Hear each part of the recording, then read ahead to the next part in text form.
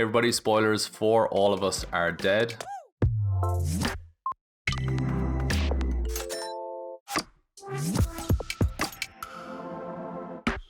Hey everybody, welcome to another episode of The Script Department. I'm John. I'm joined again by Caleb to discuss All of Us Are Dead. This time we're going to be talking about episodes 4 to 8. Before we get into all that, if you haven't already, do check out our website, thescriptdepartment.net, for all the latest projects that we get up to with our network of screenwriters. You can also follow us on social media, hit the links in the description, and make sure to subscribe to our podcast. Just search for The Script Department wherever you get your podcasts. And also subscribe to our YouTube channel as well. And we're also putting all of our videos up on Instagram as well, so you can check us out on IGTV, whatever they call it. Follow us there too. Caleb, I've been enjoying these episodes much more than I have episodes 1 to 4. Yeah. I thought episodes 5 to 8 were, I think, a much more emotionally driven, much more action-packed, tense group of episodes. I think mainly because part of it because I'm caring more about the characters now. I think they've written off so many characters from the first few episodes that I'm now, I think, more comfortable allowing myself to get attached to these characters.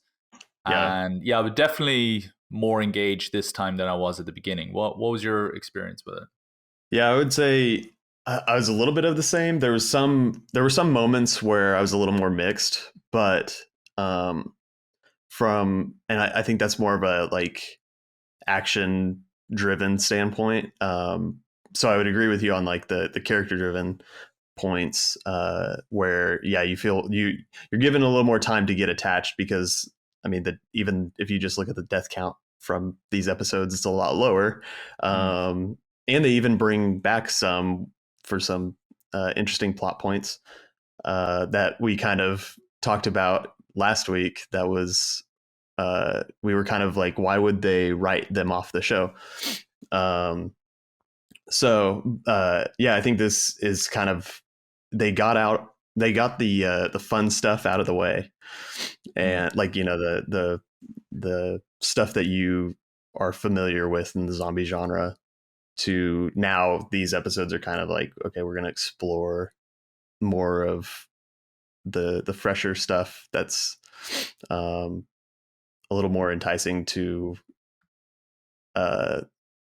a screenwriter, I guess. So yeah, no, it definitely is I think there's much more discussion to be had about these episodes than there was in the original. I think the first 4 were pretty much just drawing lines in the sand. Here are the different clusters of survivors. Here are the people that you're supposed to care about. Here are the people you're supposed to hate. And now these episodes are very much about them just hunkering down and trying to survive, which I think they do very well. I did find myself getting very engaged in their conversations more. It wasn't teenagers fumbling over their words on how to express their feelings to each other in a school environment where you're even more vulnerable than you might normally be. This was, I think, a braver show as well. Some really great acting, great performances. There's one character in particular. She finds out that both her parents are dead, and she's really brilliant. One thing I noticed as well, and I don't know if this gets enough credit, these are kids pretending to be zombies, and they're doing a phenomenal job. Right? Like these are young people, like you know, dressing up, you know, like with all the makeup and the prosthetics. And there's one scene where they're all hoarding and trying to climb over each other to get to the survivors, and you get a lot of close-up shots and everything. And you're thinking, these are really, like, these are, you know, for most part, they're extras. And they're really going for it, And you know what? I think those things were selling me more on the show. Not that they weren't delivering that in the first few episodes, but I feel like I really got to settle in this particular section. There's one moment on that note that I had the same reaction, and I couldn't help but laugh, just because I was like, this is pretty great, because I think it's in the episode 8. And there's the moment where the kind of rich girl that's killed one of their friends earlier on in the season, kind of comes back around, and she's like locked in this closet. And in that episode, they kind of explain what happened after her and the teacher ran away. And the teacher ends up getting bit, and they like have this moment through the glass door. And it's like this very sad, dramatic moment of this the teacher like giving her final advice, and then she like backs away and becomes a zombie. And the part that I laughed at, because it was great, was as she's acting and like giving it her all in this super serious scene, that right beside her is one of the extras just going for it and just chomping down on nothing. and like but like, so I'm just imagining being there, like being in that actor's like headspace, and you've got this young kid just acting like a zombie chomping away. That's kind of hilarious. So I don't know, it's just like, yeah, I think it's done really well. So I'm really glad you mentioned zombies eating people, because I have one question for you, and this has been bothering me for 4 episodes now. Yeah. So there's an episode. So every time in episodes 1-4, whenever you see the zombies charging at someone, knocking to the ground, and going to town on them and chewing away, the camera just cuts away to something else, and something else happens, right? You never see, it's not like we're lingering around these zombies just stripping the corpse, stripping the meat from the bones. Whereas if I've been playing Dying Light at the moment, highly recommended, and you'll walk along and you'll see a zombie just feasting on a body, right? Just, you'll see a skeleton, or you'll see a half-eaten corpse, and it's, when I say half-eaten, I literally mean that. I mean, it's half the flesh is gone from the body, right? And you see that all the time in zombie movies. In this, it seems like, for the first few episodes, you were just shown like the moment of the attack and a few screams from the victim, and then the camera would move away and do something. It would never linger. But there's a moment where the bully, the main kind of star antagonist of this show, he ends up falling into, there's this game of cat and mouse between him and another student, and then he loses his eye. He gets stabbed in the eye, and then he falls over down off these kind of bookshelves into the zombies, and all the kids just charge at him and start feasting on him, right? And he's like, no, come back, help me, and the guy runs away. Anyway, we then come back to the next episode, or whenever it is that we see him again, because we'll get to why he's still alive, but he's only got this small little chunk taken out of his stomach. He's got a little hole in his shirt where they bit through it. And maybe he's got a few scratches. I'm sure he's got other wounds, but he hasn't been ripped to parts like you would see in other movies. And I started to wonder, so what were they doing? Are they trying to spread, like, what's your take on this? Are they trying to spread the infection so they just bite you and then they move on? Yeah. Or are they trying to feast on you? Because one character who's about to turn does say, like, I'm so hungry. Yeah. And another character actually mentions that as well, and she even eats a goldfish. Like, she talks about how hungry she is. And it seems like the show can't decide whether these zombies are just trying to spread the disease amongst others, or are they actually trying to feast on you? Because I've never seen a half-eaten body in the show. Everyone is either a zombie or they're not. Yeah. There's no dead corpses, is there? I mean, there is one. So there's an arm on the staircase, like the one that they always run up. And then there's like a half body another time where I think it's the same one shown a couple times, but I feel like that's the majority of it. And it was within these episodes too. So yeah, I would agree that in the first 4 episodes, it feels very much like the virus is just trying to spread and survive. And that's why, it threw me, because whenever they're talking about hunger and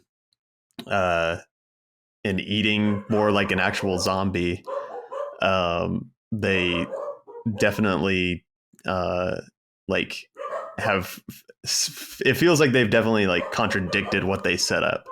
But I don't like, I guess I wonder if they are setting up that the zombies, as they are older and older, or the time of being a zombie, they get hungrier and hungrier.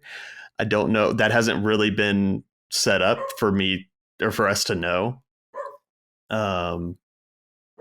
So yeah, like I had that same kind of question within these episodes where it's like, okay, now they're more of the traditional zombie of flesh eating, whereas like we talked about there in the first 4 episodes, it was this rage kind of 28 days later virus. So unless it is like, I'm trying to kill you, but they keep talking about how hungry they are.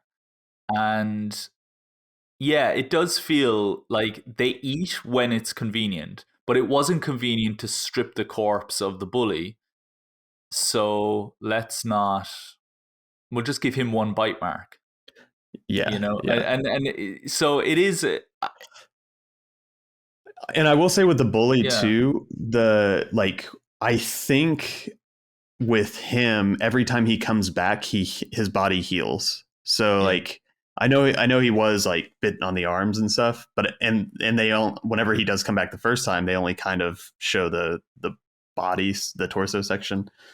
But yeah, it's kind of sure. No, I get that. Yeah. I guess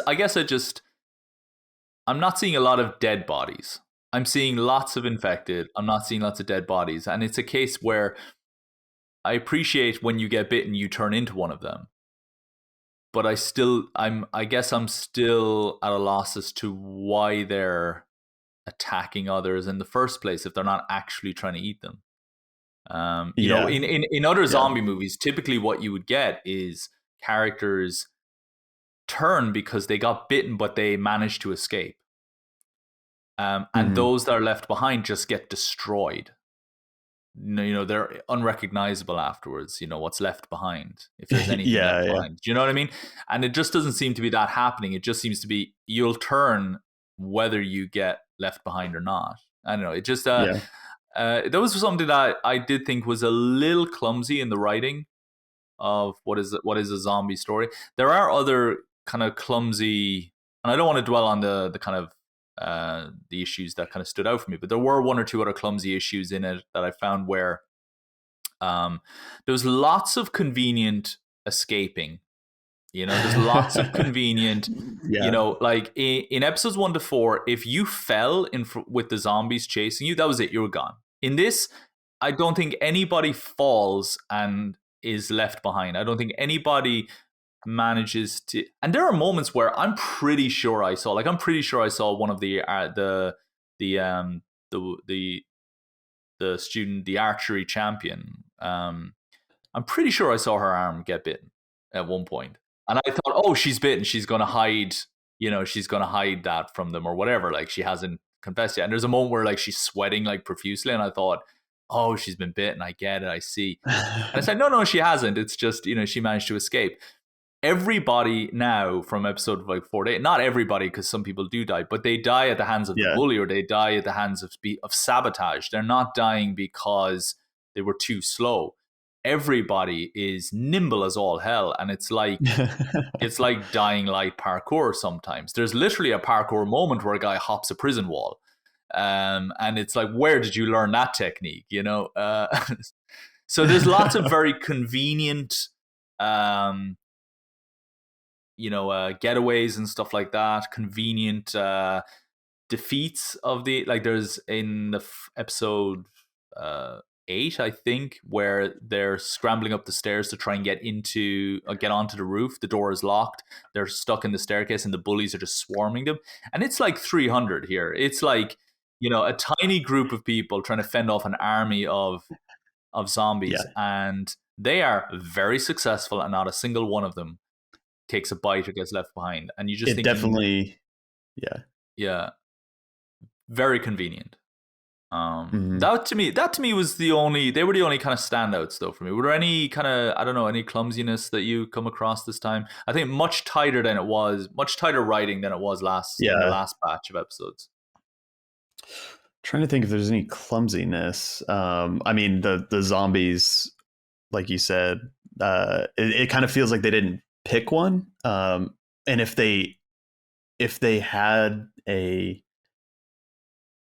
reason for not picking one, it hasn't been explored yet. So, and I guess like that's kind of the feeling that I get with this show. It's kind of interesting because, like, of course, like with Netflix and all these streaming platforms, like we kind of have evolved from this week to week show format where this is like a binge format. So it's kind of interesting for us to break down these chunks of episodes week to week and try to analyze them in a batch where it's like some of this may have been intended for a binge viewing.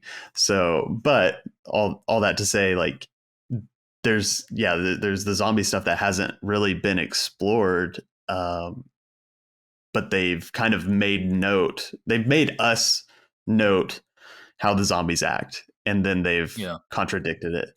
I do think if they came up with an explanation for that in later episodes, I'd be very annoyed, because I'm like, no, you got you, like, we've gone on a hell of a journey here so far, and it really does feel like we've been through the wars with these students as well.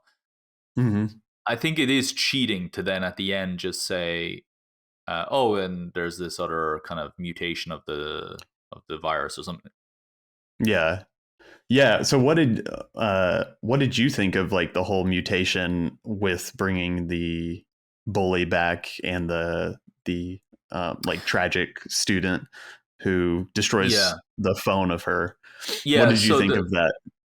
So just to explain that, so the bully gets pushed into the zombies, or he falls into the zombies. He's getting mauled to death, and then he wakes up in the next episode, and another student gets bitten by the bully, and and then it turns out that there is this mutation of the virus that I think the scientist says in one of his video recordings could lead to a new species of human.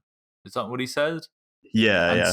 And basically, this is like he's able to walk among the infected. They don't perceive him; they perceive him as one of their own, and he's able to survive massive falls. His bones and joints are able to reassemble. It seems he like smashes his hand, banging the door in one scene, and then it just heals again. And I didn't like it, I have to say. I thought I have no problem with the idea. I know in our first discussion, I did say I would like something more imaginative than just it's zombies. And definitely they've done something here, so fair dues to them for that. But I don't think the idea of you're dead, oh now you're back, it feels like it's having your cake and eating it too. This feels like a show where they are killing characters faster than they need to.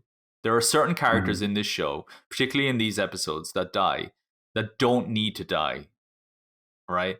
And we've talked about that in the last discussion. There are characters. There's the girl who was terribly bullied, horrifically bullied, and she was attempting suicide at the beginning before the zombie apocalypse broke out. And my logical thought, as yours was that, okay, she's going to play a pivotal role now in this. Like she's going to learn that, or she's going to see that actually, the world is bigger than high school. The world, it's and that she doesn't need to let these, despite the horrible things they've done to her, this doesn't need to be the end. The end of her story. And it kind of is the end of her story. It's not, but I didn't really get to see a huge amount of agency for her character given the situation. So they are killing characters fast, but they're bringing those characters back then through using this mutation of the virus. She's one of them that seems to be immune, but yet she's hungry. She's prepared to kill in order to have her to satisfy her hunger. And there's one other character that we know is now going to go down that road as well. It's in a love triangle up on the roof with the other two kind of male protagonists of the show. I'm not a big fan of it. I just think it's too easy to just say, oh, but they're immune, because we need them. We need them to do something, but we want them. We don't want them to go away either. And I'm like, this could have been a show that has the zombie apocalypse breaks out, but has flashbacks to their school life before this, in the weeks leading up to it. You know, we see this character working side by side with the bully, for example, and the bully doesn't realize he's made this woman's life this girl's life a living hell. But we see through flashbacks how she's been a victim of his bullying, and it's like, oh, she could betray him at any moment. You know, you could do stuff like that. You could have these two characters working together, and it turns out one of them has secretly had a crush on the other the whole time through these flashbacks. I thought that would have been really interesting, a real great high school drama, juxtaposed by a really great zombie story as well. And you could have allowed your characters to live on. You could have had characters die in episode 1 that are there for every episode through flashback form. It would have made great use of the television format as well. Sorry, I'm waffling now, but it does feel that's kind of how I would have approached that the idea of bringing these characters back, if that's why this mutation exists. I can't think of any other reason why it exists other than we don't want the bully to go away, but we have to have him get his comeuppance as well after 8 episodes. Yeah. Well, and I thought what was interesting is like, it's one of the first scenes in in episode 5. So like us starting to watch these again, after last week's discussion, we're like, oh, well, the bully's going to stick around until the end. And then like one of the first scenes, he gets thrown off, and I'm like, oh, well, that's interesting. I wonder where that's going. But yeah, it does feel a little convenient to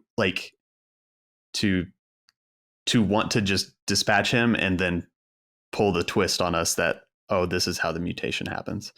I think I would have liked if that mutation only happened with the girl who was bullied, because I feel like there's room for her to grow now, and like she kind of is shown leaving the school, and there's kind of this like meaning of like she hates being here, and like I think she does kind of, as she leaves the school, she kind of is like, I hate this place, and there's this growth of like there is something outside of this school, but it's through becoming a Hamby, as they call it, a half zombie,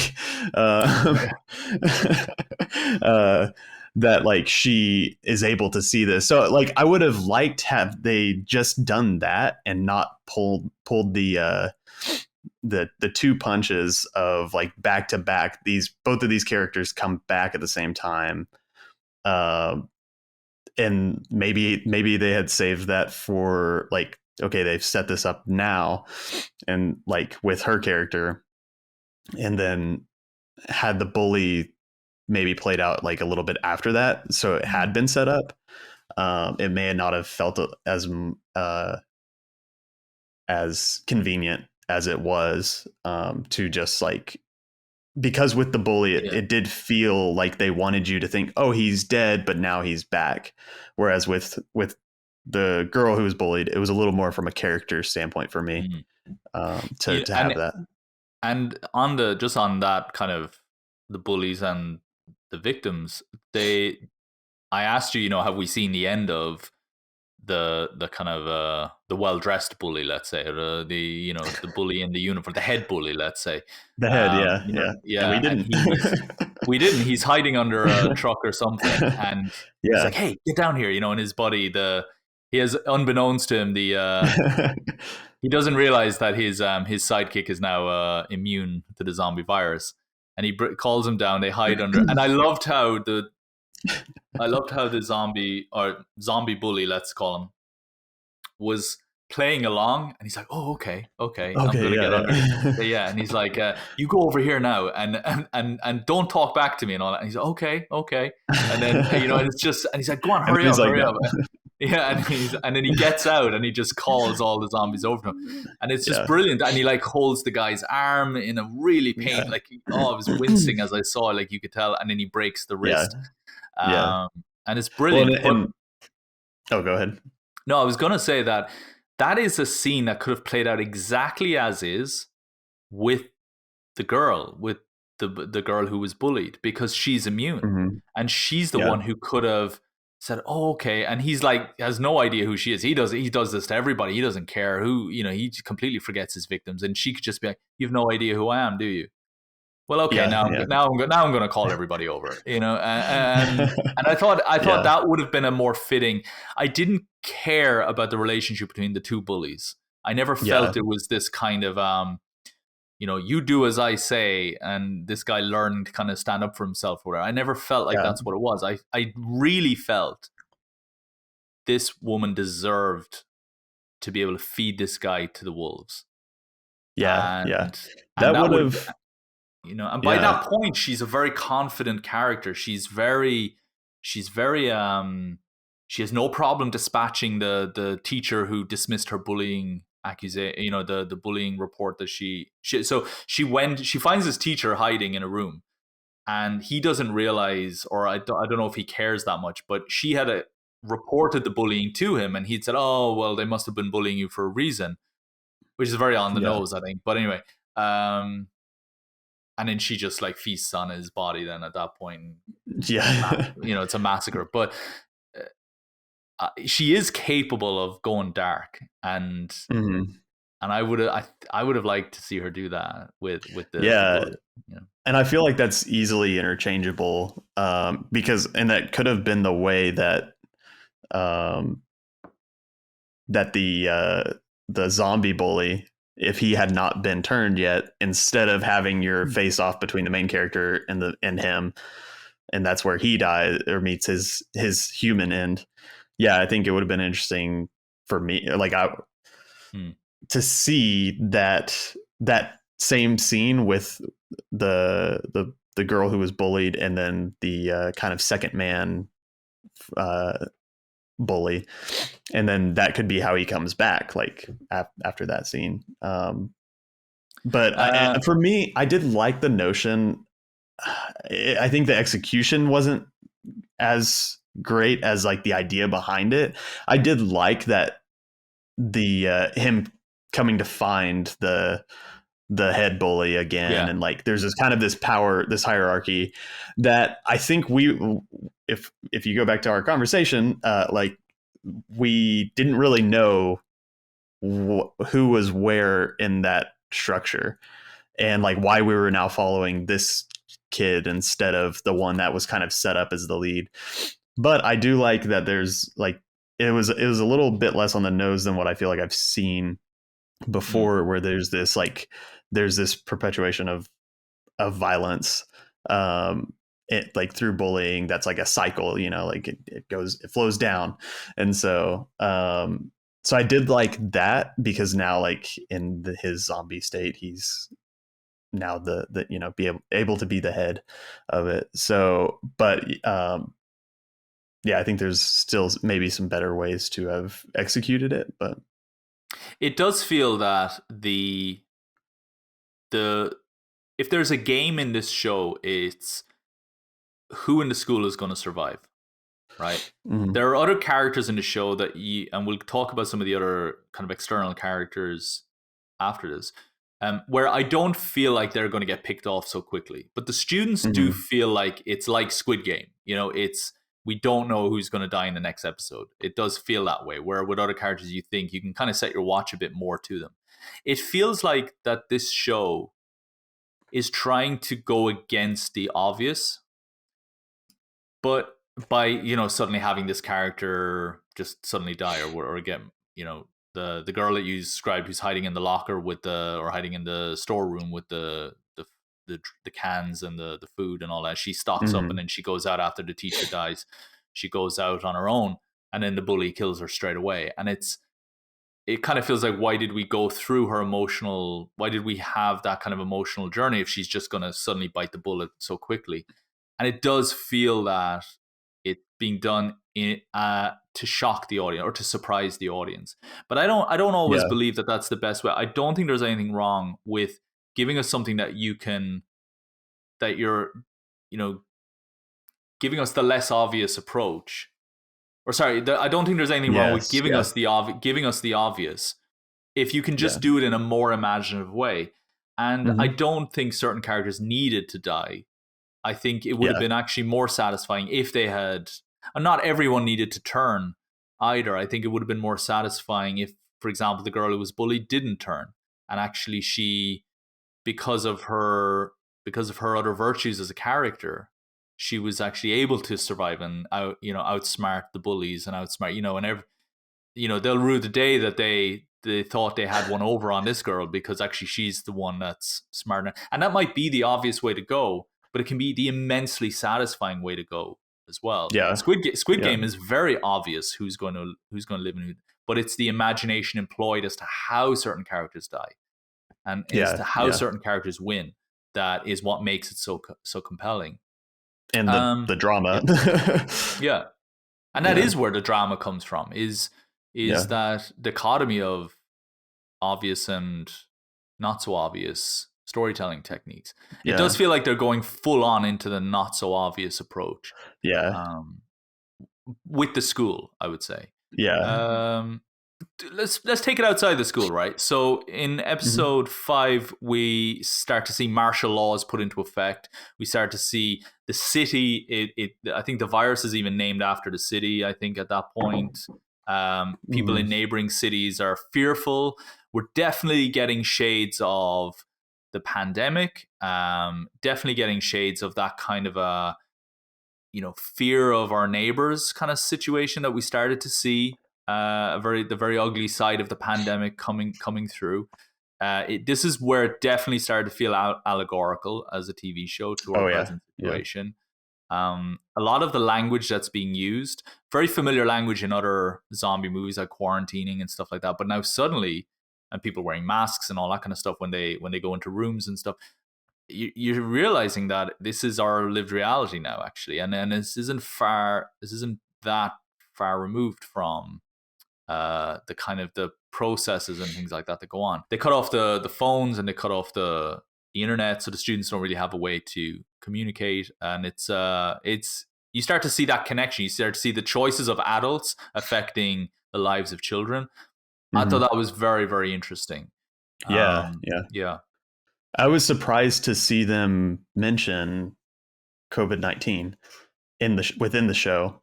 Did they? I missed it. There was a moment where they mentioned some stuff, and I was one of these blink and you miss it kind of moments, wasn't it?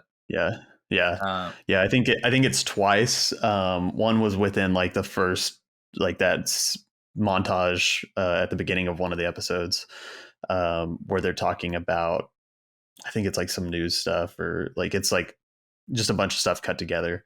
But yeah, so I think that's interesting, because there are things that happen, especially something as big as the pandemic, that you can't ignore from a writing, or that it feels like you can't ignore from a writing standpoint, especially given the zombie genre, that we're going to now bring into our viewing of like a zombie show. So yeah, I found that interesting that they actually did go for it, because there's very few, if any, that I can, of like shows or movies that have come out since that mention the pandemic. This has to be one of, I mean, I know there are movies that were shot during the pandemic that are, I mean, there is one film with Anne Hathaway, I think, for example, that's very much about like self-isolation or something like that, and so there have been movies, but I think this is a first, if that a show of this nature leaning into the pandemic and acknowledging its existence and the way it's affected us. It would be nice, I think, if the things we've learned from the pandemic found its way into maybe the conversation or the problem solving of the characters. Like, at no point did I see these characters covered in infected blood wanting to wash their hands. I wash my hands when I collect the post from the letterbox. I you know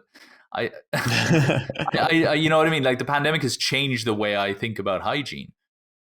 It doesn't seem like these any of these kids have even thought about just washing their hands once, So,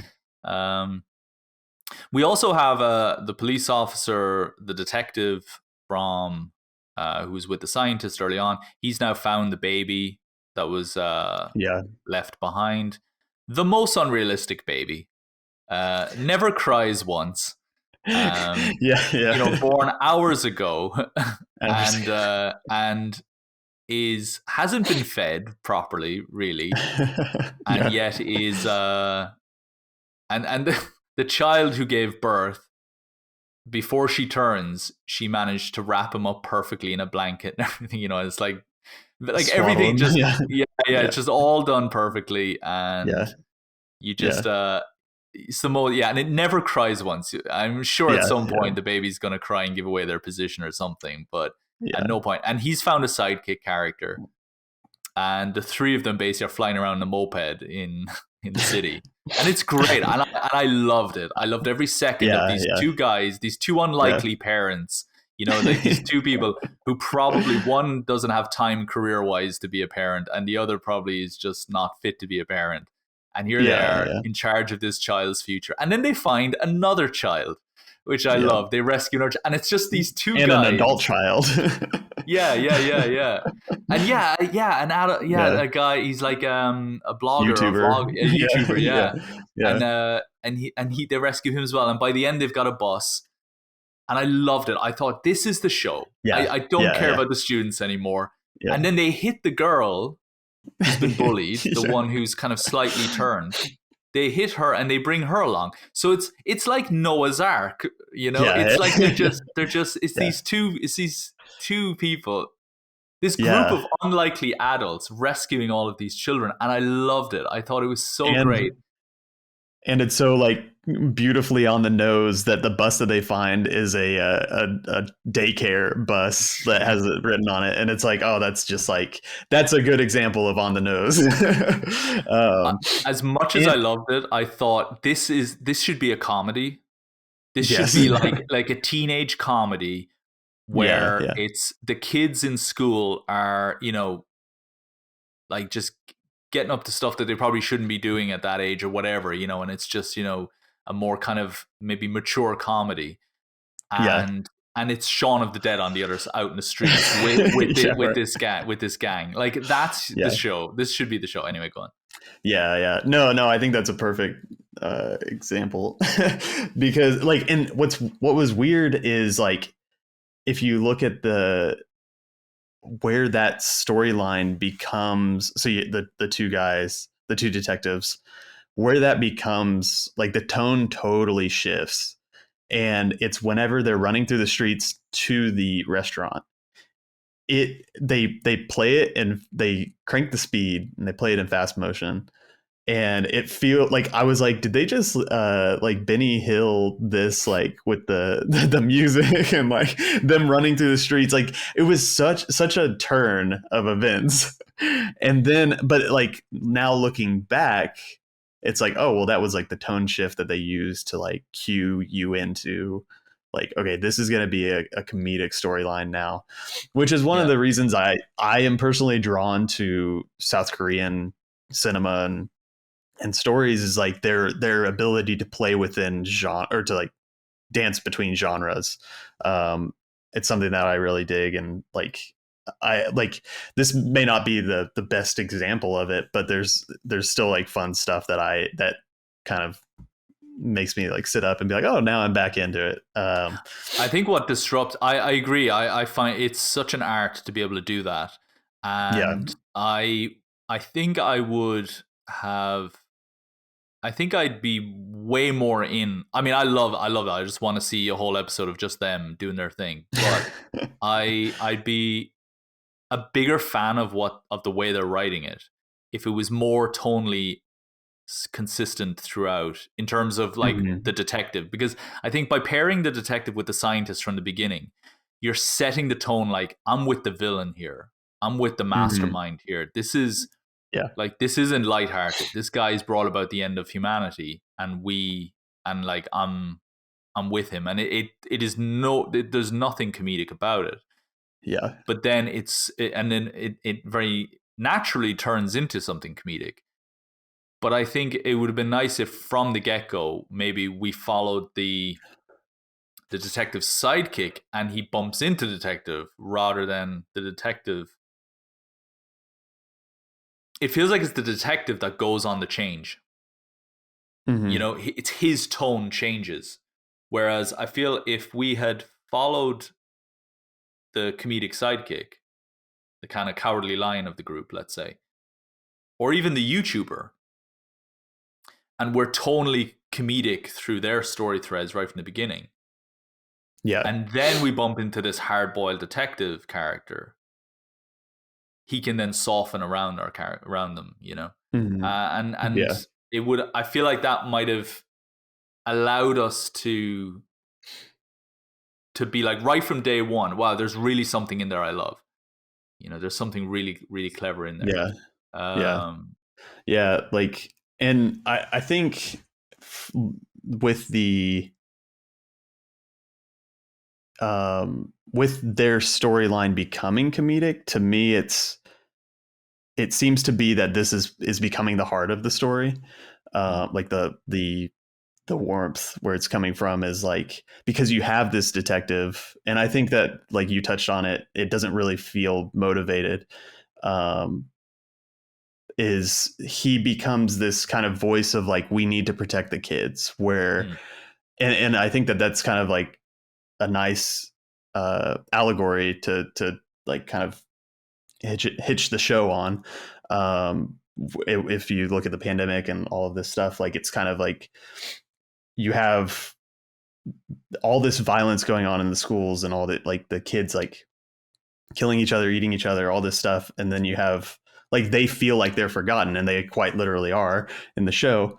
And so like you and all the adults are outside, you know, fighting each other and fighting zombies, and I think some characters even say the line like, we're forgotten. And so so I think that there is like there isn't the shift in the detective's character. I feel like that it may be somewhat there, but I think it doesn't feel. It feels a little too convenient to just be like, oh, I found this baby, we have to save the kids. Whereas his intro into that journey into the school is brought about by the scientists saying like the cure is there. So it's not like this, he's not going there to save the kids, it just kind of becomes that. But so yeah, I would have liked to have seen that developed a little bit more too. I mean, it is going to be, I think it's a great thread. Mm-hmm. And I think it can be, I genuinely think that could be like a whole season on its own, if they wanted these characters. The idea of the kids being left behind and these being the characters actually going to save some kids at least, is embedded into the martial law kind of component, which we start to see more behind the scenes of in a kind of an abandoned prison island, which kind of becomes a new set piece then, I think, from end of episode 5, maybe somewhere around there, episode 6. So it's the politician and her staff and the firefighters who rescued her. They're brought by helicopter to this island where all of these refugees are now and displaced citizens are now being processed and quarantined and so on. And it's basically they're just living in a prison, and they've got like bunks and stuff like that. And it's this is where you start to see the reality of it. You know, they're going to be quarantined for 4 weeks, that kind of thing. And we see, you know, real shades of the pandemic, people putting on masks, like gas masks, before they go into the room with people, things like that. Armed guards on patrol. It's a prison, so it's a prison island. Sorry, so you know you can't just get off. And I thought that was really clever. I love the idea of here's an actual safe zone. Like I would love a zombie movie set on Alcatraz. You could do a great zombie movie set on Alcatraz, right? Yeah. I think anything where nothing can get on, But if something manages to get on, it's very hard for everybody to get off. And I'm hoping that there's someone infected on that island and they don't realize it. I'm hoping something happens because, and I think something could happen. I don't know. But that kind of, they start to talk a lot about, how we need to rescue the kids. The politician is like, we need to send a helicopter to the schools and stuff like that. And it's just not something they're prepared to do. And they really have left the kids behind. And I'm wondering what the motivation for that is. And what I'd love to know, I'm sure there's been write-ups about it now, but I'd love to know, I'm going to wait until the end, I've finished it before I read up more about the show, but I'd love to know what the creators had in mind when they're embedding this kind of, is this social commentary? Is there something here about South Korean society maybe, or something? I'm not making any assumptions, but just I'm curious as to what's fueling that idea of we're forgetting about the children. We're making these decisions to abandon the children. Mm-hmm. And it does seem to be there seems to be great emphasis given on any character who manages to help the children. My reading of it as like right now, and maybe this is from an American viewer standpoint, is that it's just kind of lost within the chaos of of the zombie apocalypse, and it's the kids don't, at the end of the day, don't matter or don't come up in the conversation, and they're just forgotten about. And so that kind of really hits home to a lot of what's gone on here, from what I've seen. And so that's why I feel like that was a really strong allegory for the show. And I hope they explore it more than they have, because they've explored it quite a bit, but I hope there's some, profound stuff to be explored. Yeah. It would be really, go ahead. No, I was going to say, it would be really interesting if at the end of the show, they put up some text or something that explained maybe some stats about, I don't know, the way children were treated during the pandemic. I don't know, maybe something we never heard about or something that didn't make the news. I don't know, or the way young people were maybe stepped over in some way. Mm-hmm. Again, I don't know, but sorry, you were going to say? Oh, no. This kind of brings me to my big takeaway from the season so far, and the standout moment is the ending sequence of episode 6.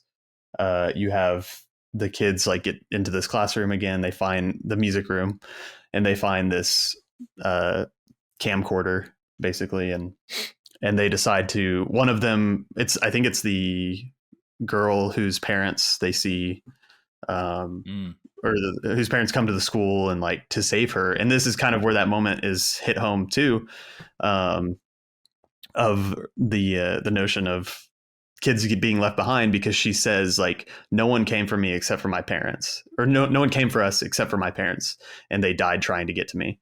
And so that's kind of hit home there. But so that scene starts with her, kind of recording her last, what's it called? Not confession, but just last goodbye. Yeah. And so then that kind of becomes this other kids start to pick up the camera and do their own. And it starts to develop. There's some funny elements. There's some serious, depending on who holds the camera, which kind of, I think, speaks to the characters, which having fun. But as this is going on, it starts to weave in the dad of kind of the main girl character, who's a firefighter. He's trying to make his way off the island to come back to them, and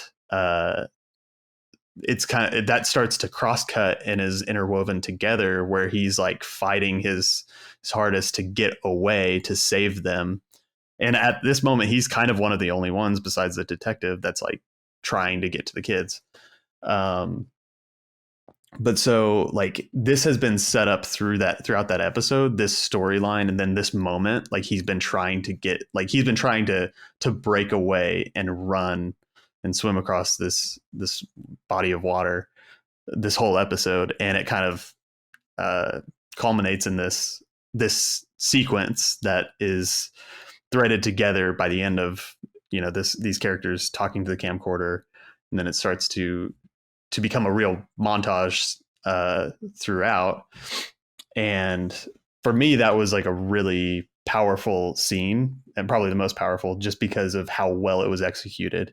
Because it's this kind of cliche moment that like, oh, we've seen this before, where these kids are giving their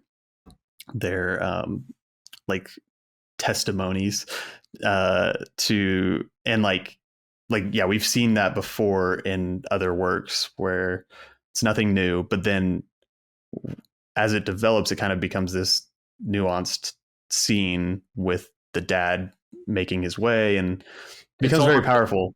It's almost like somebody's listening, which is which no one is ever listening in those scenes, are they? So I like that.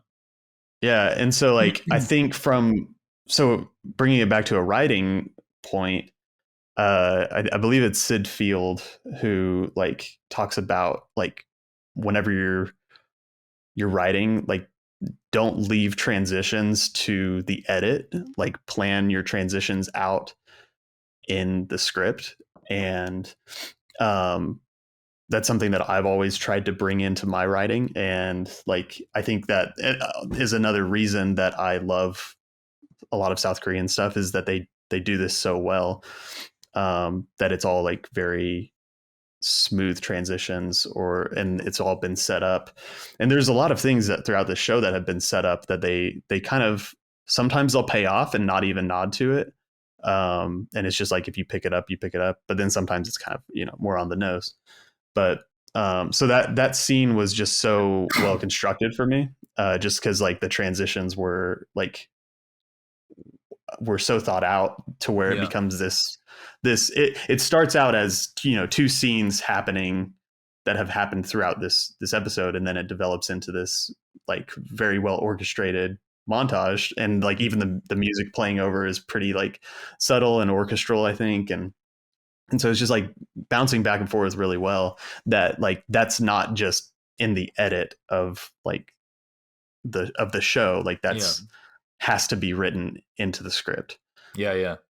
No, I totally agree. I think it is, I've criticized some of the action sequences and things where it feels, it's very convenient that they managed to get in that doorway or whatever, whereas everybody else would have just, died. But actually, the editing is brilliant in this. And as you say, a lot of those editing choices are very clearly built into the storytelling, if even because of just the arrangement of people in different locations. Like, in order for this character to get to that place where those other characters are, we do need to kind of take a bit of a shortcut editing wise in order to get them there. We need to kind of brush over the fact that there's probably 100 zombies between him and that other person. I'm imagining one, the character that had to run back with the phone. There's probably loads of shortcuts that we can take there, but that's kind of almost forgiven because the story is, you're prepared to go with the flow. Martin Scorsese's editing style has always been like that, or Thelma Schoonmaker's editing style has always been very much like that, where lots of continuity errors, lots of what we would consider continuity errors in any other film, lots of shortcuts in terms of people getting to places and things like that. But it doesn't matter, because you're in for the ride, and they've convinced you enough through the storytelling. And one of my, sorry, go ahead. No, I was just going to say, I'm very intrigued to see where that firefighter character, that father, I imagine he'll probably end up teaming up with the detective or something, but I want to see them all working together in the end. I want to see something. I don't want it to be, oh, he's dead as well now, or whatever. Because like, only death can only,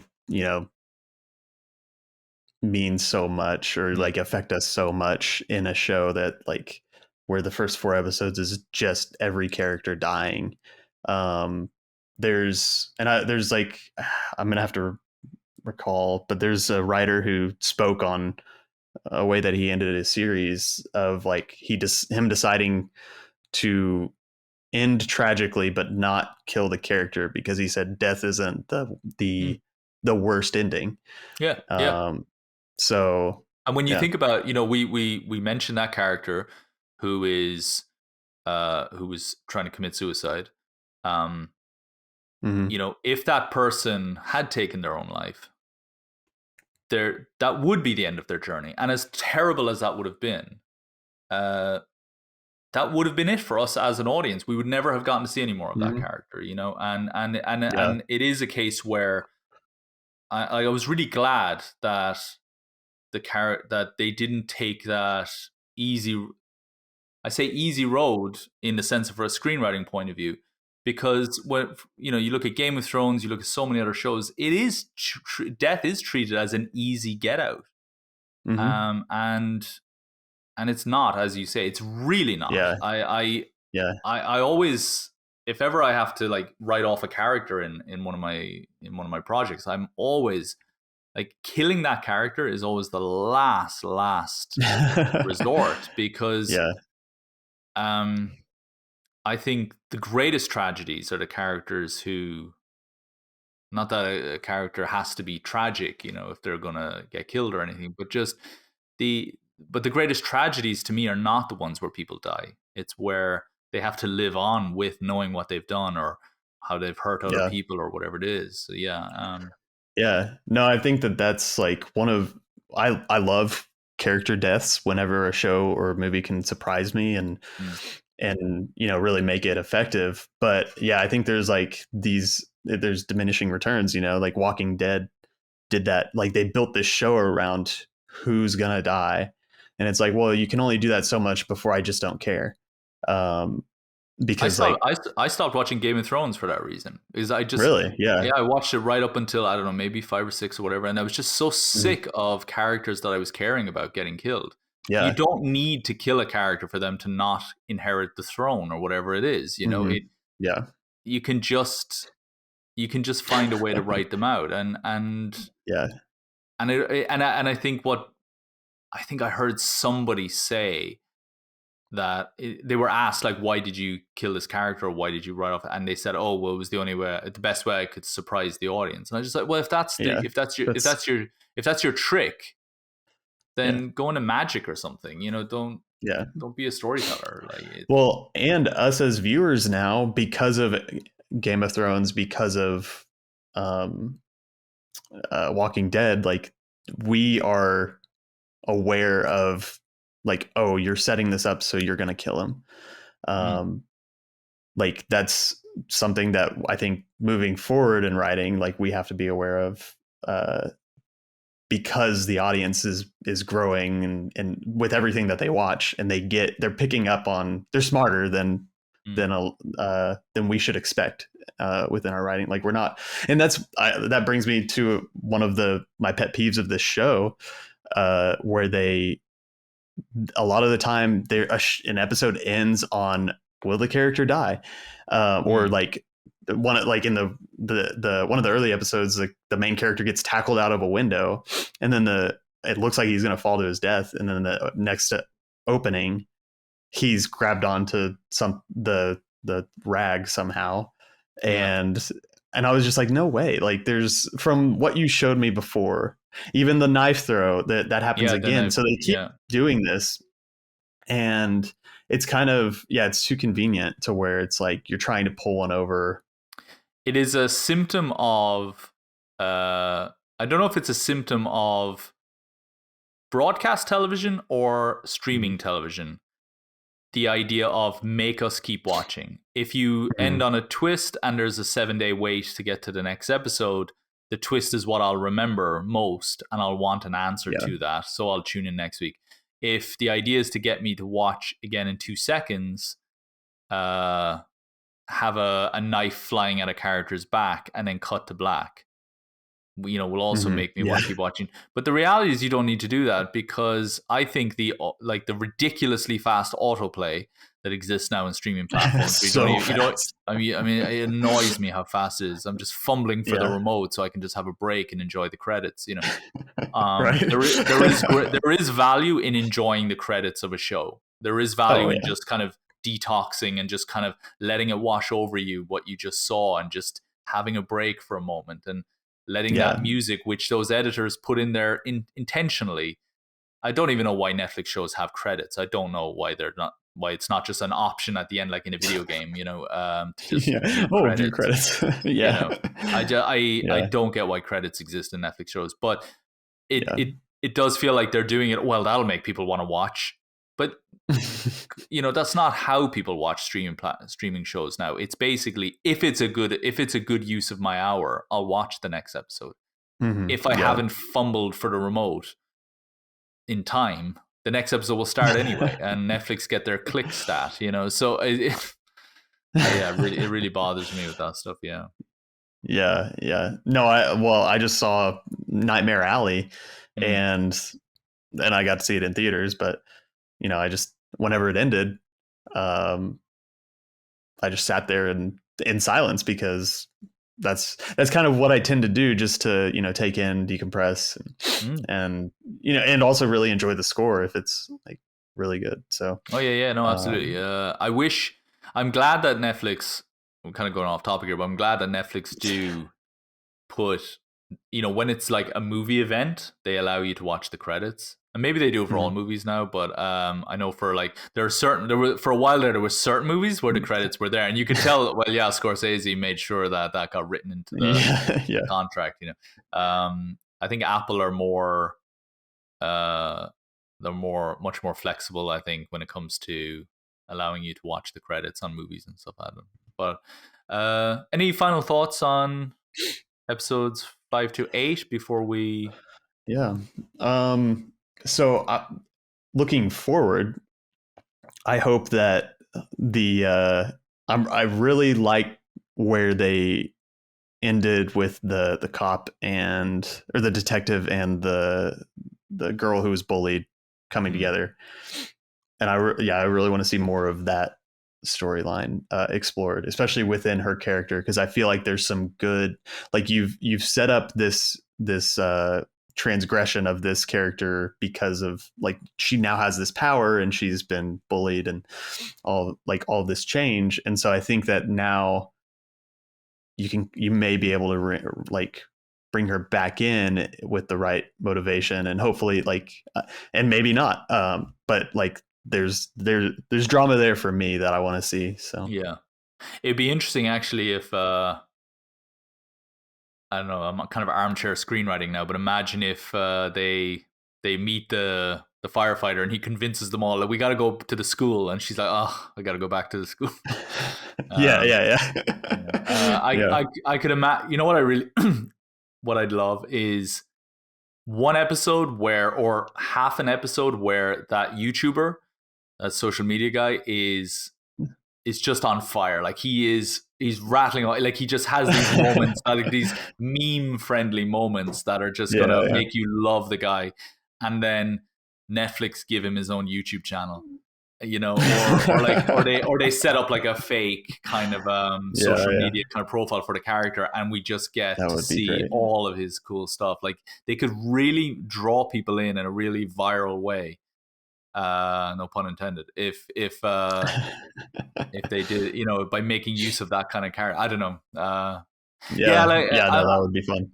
I'm definitely excited to see what the next episodes bring. I definitely feel like it's been a long journey so far, in a good way and bad way sometimes, but more in a positive way. I feel like I've been through the wars, as I said, and I do have a real attachment to the characters now, the survivors, and they've done I think a really good job of getting me to care. I think I'm going to be reflecting on, right, it took me 8 episodes to get to this point.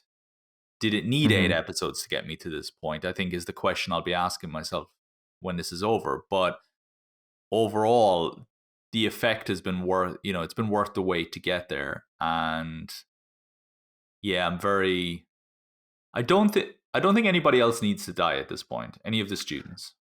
Yeah, I don't think so either. Obviously, we're not done with it. I think 1 or 2 will go, but I don't think you need to at this point. I think you've earned the right to actually concentrate on survival more than who's gonna survive, if that makes sense. Yeah, I would agree. Anyway, we'll have to wait until next week to find out. Or we could just watch them now and just be done like everybody else. But no, we're going to wait until next week. Right. We're definitely going to have a talk about Dying Light 2 as well. You've got Dying Light, and I'm really, really enjoying it. I'm becoming quite brave in it, actually, which is really? I'm actually going out at night in this game. So it's yeah. Nice. Yeah, I'm in the first hour, so hopefully it'll open up soon. Yeah. Pity we're not a gaming channel, otherwise we could be doing some live streams, eh? Yeah. All right, guys. Thanks very much for listening. As I said before, do check out our website, thescriptdepartment.net. You can check out our podcast for all the previous discussions that we had, daily discussion episodes. Just search for The Script Department wherever you get your podcasts, and hit us up on social media as well. Just hit the links in the description. Thanks very much, Caleb. See you next week.